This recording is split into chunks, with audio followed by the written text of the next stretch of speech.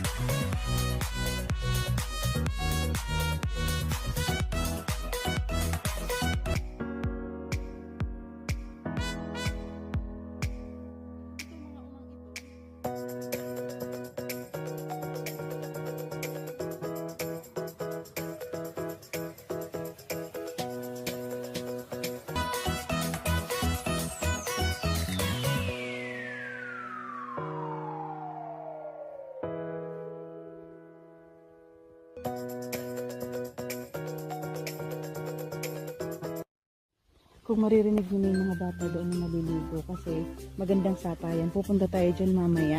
Nagtitinda sila ng dahon ng laing or yung taro leaves kasi alam niyo naman yung mga Bicolano sobrang mahilig magluto ng laing.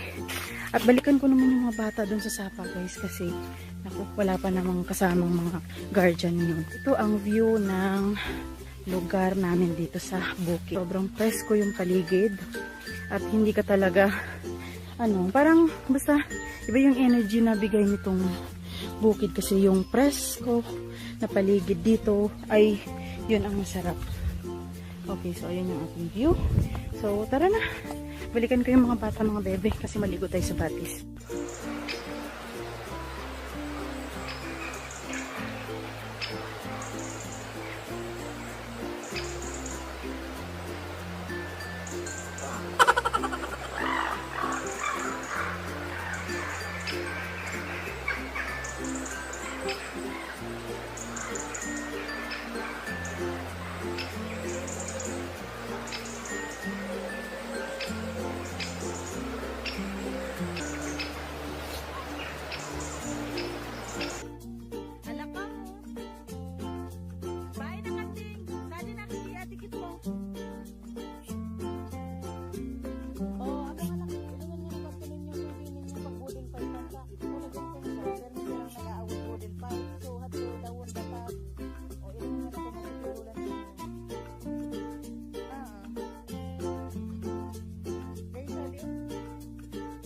Yehey! Ayan guys yung view nung iba nilang taniman.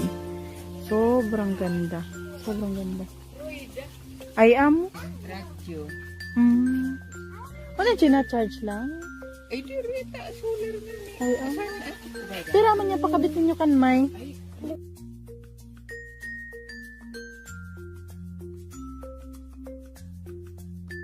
Tulog.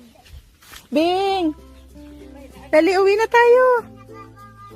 Ay, sa Yan, alaay na. Last view na guys nung kawayan.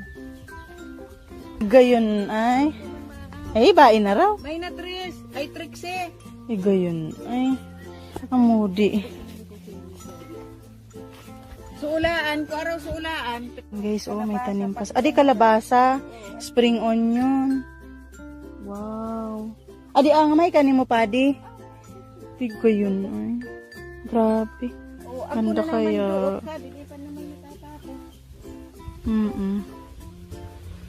Nakapanik pa si lola ninyo sa tapayas. Yehey. Ay, salamat. Gayon.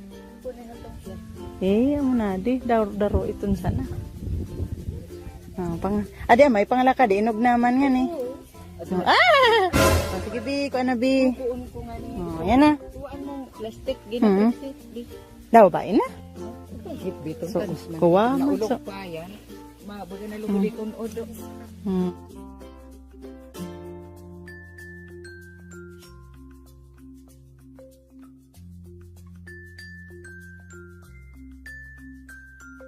Tapos na kaming maligo sa Batis. And ito na, dala-dala ko na yung aking laing na nabili. At saka, binigyan pala kami ng aming tiya ng ito, yung dalawang papaya. Which is excited ako kasi alam kong masarap yung papaya. Ayan yung mga kasama ko. Ayun, yung mama nila, hindi sumama kasi... Ah, bilis! Malapit lang naman yung kubo namin. Nandyan lang, dyan, sa may kalapit na yan. Pero, dadaan ka muna dito sa may puno ng kawayan na to. Kasi, alam niyo naman itong mga bata, itong mga kasama ko. Lukso ng lukso. Tara na! Let's go. Dito na kami sa aming kubo and nakapagbihis na kami. Tulong tayo na mag-ano ng mais.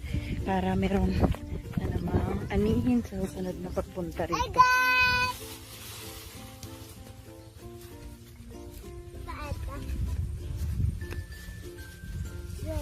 Matuto pa ma.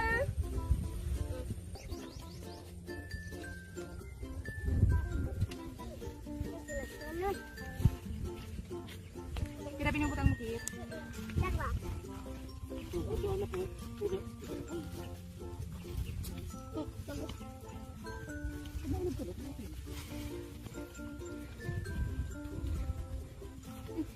Mga bibi ngayon. Ngayon nakasusunod ka niyo mo. Sa inyong aking kapatid na dalawang lalaki and dalawa kong pamangkin. Nandoon pa guys sa may kabilang lupain. Ayun. Yung tinuro ko sa inyo kanina yung may mga puno na yan. Andun pa rin sila ngayon. Tapos, sila mga bebe. Nakakuha kayo ng balimbing. Patingin nga ng balimbing, no? Ipakita mo sa kanila. Ayan guys, nakakuha pa sila ng balimbing. Bigay mo yung isa. Bigay mo na isa. Sarap kaya. Bigyan nila ko ng balimbing. Ito yung nakuha nila doon sa kabilang lupa. Ito na ya. Dito na tayo. Woo! Ay, ayan na. And yung ating mga bibit-bitin, andito na. Ito na yung laing. Yung binigay sa atin na papaya. Lahat kami, ang daming bag. Ah, mga bit-bit nyo, dalhin nyo na. Sarap kasi yan may asin. Ayan, nagbigay yung pamangkin ko ng isang balimbing guys. Ito yung paborito naming prutos nung dito pa kami nakatira ng mga bata pa kami. And lahat kami meron. Ati, kumakain kayo ng balimbing. Siya naman yung mangga. Wala siyang balimbing. Tikman natin kasi alam ko masarap ito. Amil. Harap. Ayoko sige Yummers. Yummy guys. Marami guys. Sarap guys. Nagkapara ka. Tamis.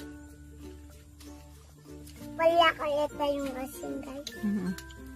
Doon sa may lighting. Tapos na pala kayo guys maligo guys. Nag-enjoy ba kayo sa pagligo natin? Akong nagkuha niyan guys. Nag-enjoy ba kayo sa pagligo natin? Opo guys. Next time ulit.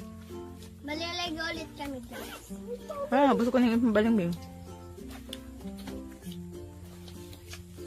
Magkakain rin ako. Libag na sila, Sarap guys. Sarap. Guys, pahinga ng asin. Sabi ko na tita. Sayom! Solve yung ating balimbing. Inom tayong tubig. Ay, yung baso. Ay, wala yung baso. Nakatago, no? Sayang naman mga bebe. It's 4:30 in the afternoon. So, doon na nga nagtatapos yung aming buhay bukid. Ayan, kung nakikita ninyo, ang dami naming bitbit. Ayan na yung aking bag sa likod. At pauwi na kami sa kabilang baryo kung saan kami nakatira. May nilalakad pa kasi kami mga bebe na kung saan namin pinapark yung motor. Kasi yung motor is hindi na siya abot dito. Dahan-dahan lang. Careful. Ayan yung sapa na dadaanan pa namin. Yun na nga, doon na nga nagtatapos yung ating buhay bukid for a day na naman. Thank you so much for watching our videos and sana po ay nag-enjoy kayo. And please don't forget to like and subscribe our channel. Wow, ayan yung ating pa-view dito sa may dinadaanan namin mga bebe. Grabe, ang ganda dito. Ang ganda ng manirahan dito guys.